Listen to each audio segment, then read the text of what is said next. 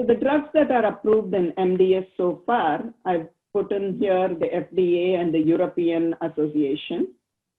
Since 2000 is only when we've had some medications for MDS. This is a disease where we are still trying to find more treatment options.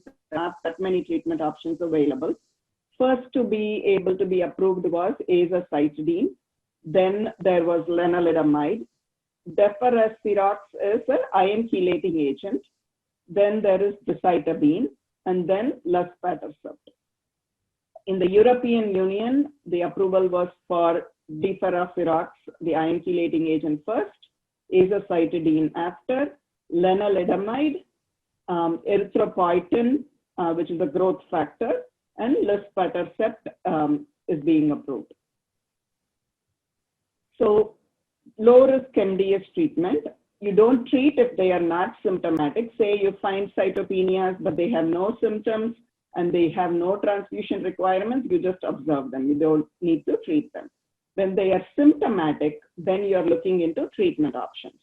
So based on what their cytopenia is, if they are thrombocytopenic, you can look at what we call TPO or thrombopoietin growth factor for platelets. And if they fail that, then you look into hypomethylating agent, allotransplant, and clinical trial. For anemia with deletion 5q, remember we talked about deletion 5q being a good prognostic abnormality. So when you have anemia with deletion 5q, you look at the erythropoietin level. You have to check erythropoietin in anybody with anemia and MDS.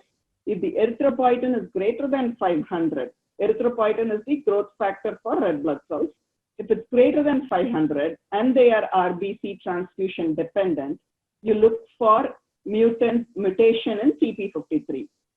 If they don't have a mutation in TP53, you can do lenalidomide. If they have a mutation in TP53, you can still do lenalidomide. If they fail that, you can look at the other options, which is hypomethylating agent, transplant, and clinical trial. If they have erythropoietin less than 500, then you're going to look at erythropoietin plus growth factor combination in your treatment.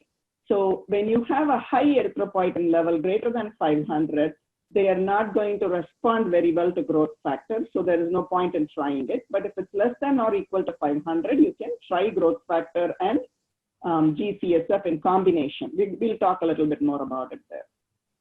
If they fail that, then again you go through the same category, which is lenalidomide.